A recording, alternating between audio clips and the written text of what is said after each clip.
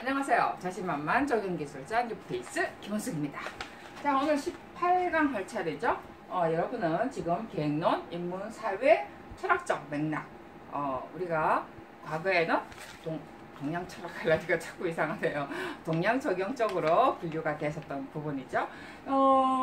이번에는 우리가 동양 적용이라고 하지 않고요. 항상 이야기지만 우리의 어떤 세계적으로 인문 어떤 적용이라 하더라도 우리가 뭐라고 그러죠? 전통의 개념이 철학적인 개념으로 접근할 필요가 있고, 그 다음에 시험에 어떠한 이 경향도요, 어떤 인문 사회적인 개념으로 시험이 나오기 때문에 제가 이쪽으로 지금 분류를 해드렸어요. 자, 그래서 유네스코 등재 기준 하면서 저번 시간에 우리가 문화 기준, 그 다음에 자연 기준, 그리고 문화 기준 6가지, 그 다음에 자연 기준 4가지, 그리고 복합 기준은 이 6개와 4개가 다 합쳐져야 되는데, 이 6개와 4개를 문화 기준과 자연 기준을 합쳐서 다 만족시키는 거는 거의 없다라고 그래요. 아마 세계적으로 거의 없죠, 아마. 그래서 뭐 문화면 문화, 자연이면 자연일 수밖에 없는 것 같아요, 보니까.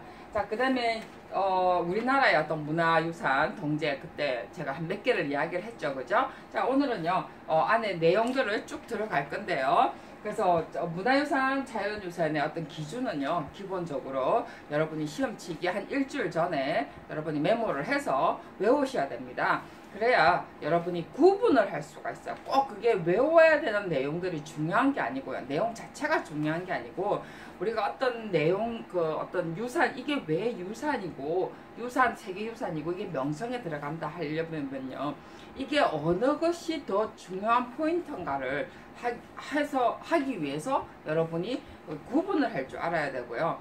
그 다음에 나중에 우리가 어떤 적용기술사 입장에서 본다면, 우리가 명성이 있던 것을 세계유산으로 바꾸기 위해서 그 기준으로 계속 맞춰줘야 되는 거죠. 그렇기 때문에 그 기준에 맞추기 위해서는 머릿속에 입력이 돼야 되는 거잖아요. 그렇기 때문에 여러분이 입력하기 위해서는 가능한 한 외우는 것이 사실은 최고 빠른 길이죠, 그죠? 물론 우리가 외우지 않아도 저절로 자꾸 사용을 하다 보면 기억은 돼요.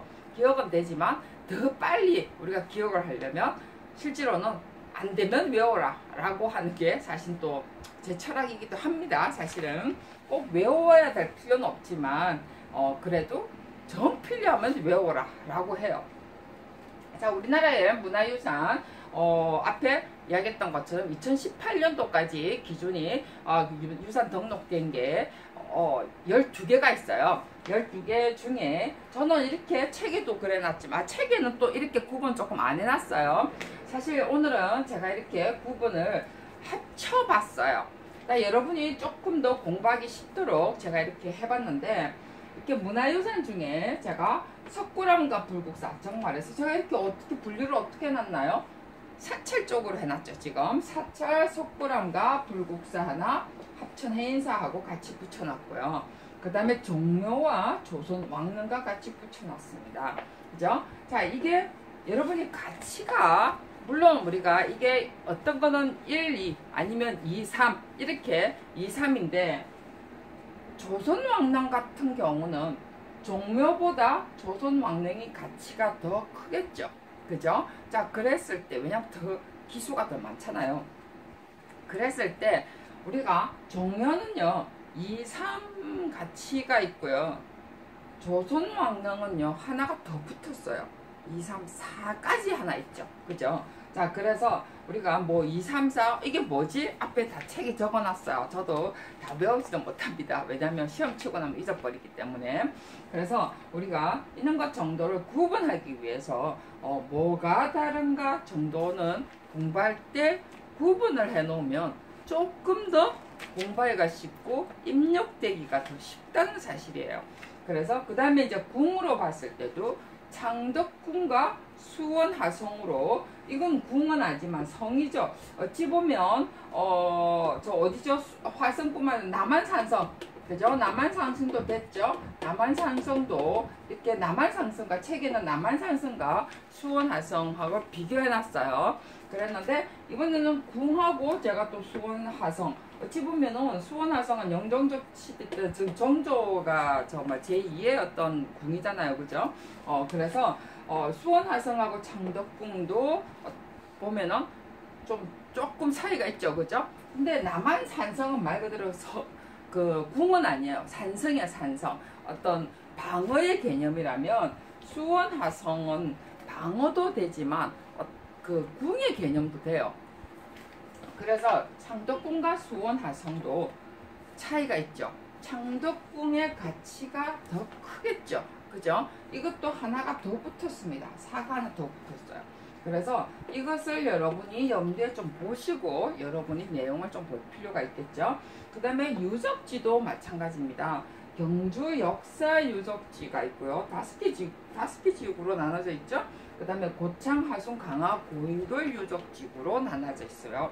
그래서 이것의 차이점이 뭔가 라는 것도 한번 보시고요. 그 다음에 백제 역사지구도 사실 유적지가 이렇게 두 개로 백제 역사 같은 경우는 지역마다 백제는 역사적으로 세 개의 어떠한 이 도읍이 정해져 있잖아요. 그죠? 그래서 이렇게 사비성부터 시작을 해가지고 저 쭉쭉쭉 이렇게 후퇴하면서 바뀌었잖아요. 공주 뭐 사비성 어쩌고 저쩌고 하면서. 그래서 우리가 이거 백제 역사 지구는 아주 길게 걸쳐서 이렇게 나눠져 있어요. 그래서 이런 역사 지구가 어떻게 다른가 한번 보시고요. 그 다음에 산지 한국 산지 성원으로서 또 이번 2018년도에 지정됐나요? 그래서 이것도 하나 이제 정해져 있는 거 한번 어떤 내용으로 정해져 있는가 한번 보시고요. 그래서 이렇게 제가 이렇게 문화유산을 이런 식으로 구분을 해놨습니다. 물론 내용은 틀려요. 내용은 틀리지만 책에 또 나오는 내용은 실제로 그렇게 또 되어 있지는 않습니다만은 공부하시기가 조금 더 이렇게 하시면 여러분이 유산의 어떤 공부가 좀 더 명료하게 머릿속에 들어올 수가 있기 때문에 이렇게 제가 자꾸 구분을 시켜주는 거죠. 자, 그 다음에 이제 우리가 보면 자연유산 아까도 이야기했지만 저번 시간에도 이야기했지만 제주도 하나 있어요. 자, 이제 본론으로 들어가서요. 여기에 보면 18권 맨 앞에 페이지 수는 제가 없다라고 그랬습니다. 자, 자료는요 서초수도학원 조경기술자 안에 들어가면 다운받을 수 있고요. 여기에 보면 또 이렇게 제가 내용의 지정 기준에 쭉 들어가면서 합천해인사 같은 경우는요 기록 세계 기록유산으로도 등록이 되어 있습니다. 뭐가 기록되어 있죠?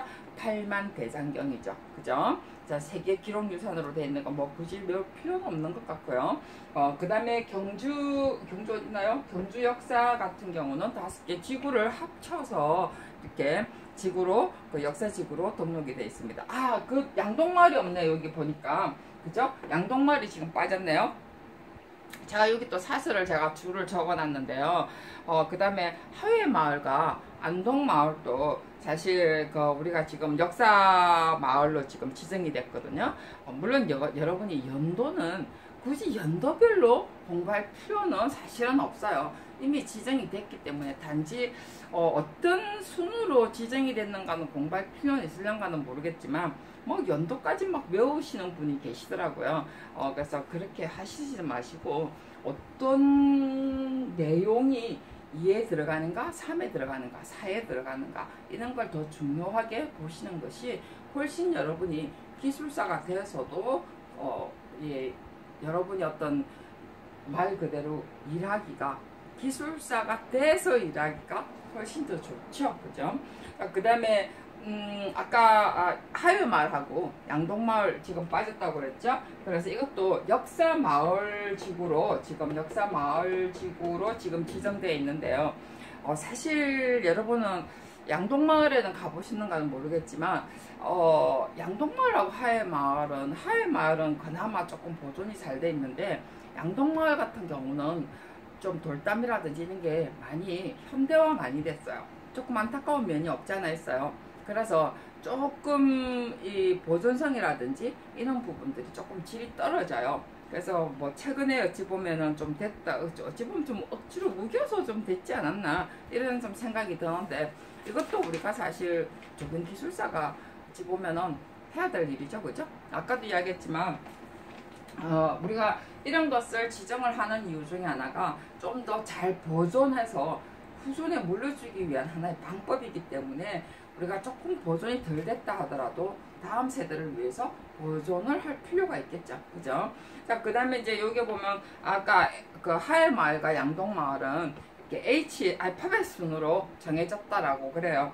그 다음에 또 하나가 또 하나 우리가 또 알아야 될 것이, 이렇게 저 산사고 한국 산지 성원 같은 경우라든지, 그 다음에 또 우리나라의 불교 문화 성원 성방 이런 것도 등록을 하려고 보니까 실제로 역사적으로 뭔가 연계성이 없다 이래가지고 실제 안 됐던 부분들도 많이 있습니다. 그래서 이제 그런 것을 연계를 시키려고 많이 노력도 지금 하고 있어요. 그래서 그런 부분들을 지금 우리 조경 기술사들이 하는 일은 아니지만, 하고 있는 일이 아니지만, 그거를 실제로 저는 우리 조경 기술사들이 해야 되는 일이라고 저는 정말 생각을 해요.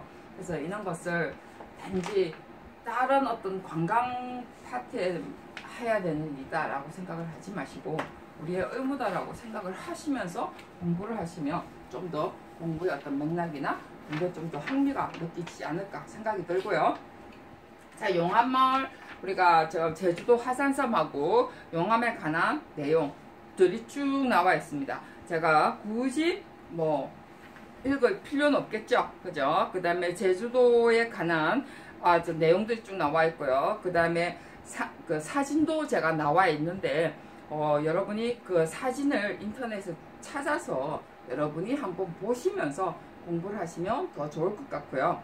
그 다음에 산지 성원 같은 경우라든지 석굴암하고 불국사를 제가 비교를 해 놓으면서, 우리가 지금 이거는 기준이 똑같아서 기준을 제가 비교를 하면서 어떻게 했냐면, 보편적 가치와 그 다음에 완전성, 진정성에 관한 기준, 정말해서 우리가 등재 기준을 기준으로 해서 제가 이렇게 비교를 해놨습니다.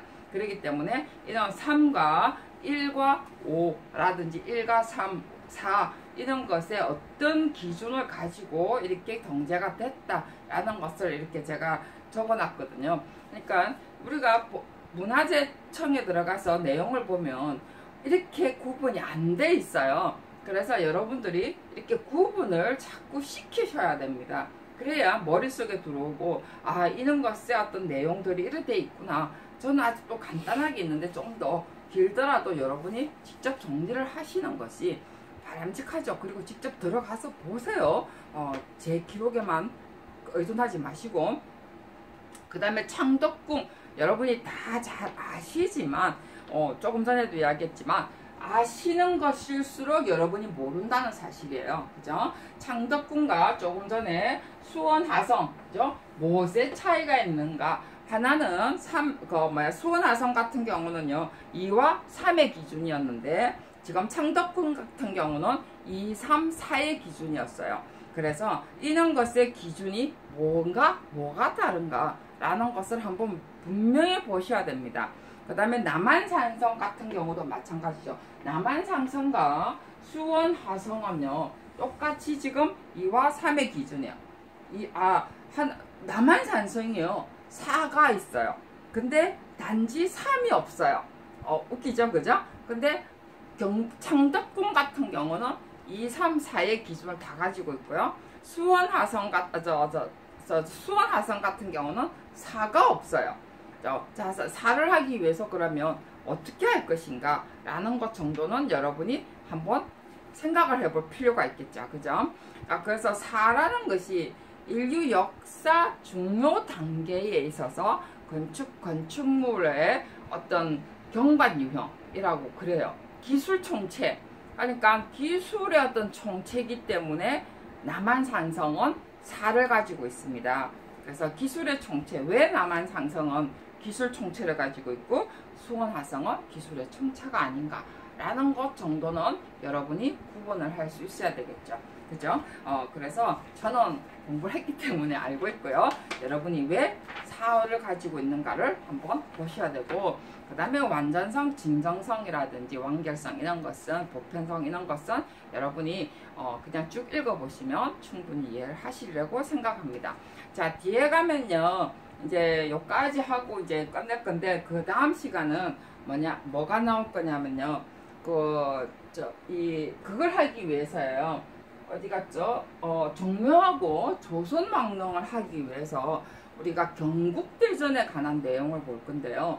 우리가 묘라는 개념, 실제로 묘라는 개념을 우리가 알고 있던 것처럼 묘가 어떻고, 뭐 12지가 어떻고, 저떻고 하면서 그런 공부는 충분히 다 할 수 있습니다. 혈이 어떻고 할 수 있습니다.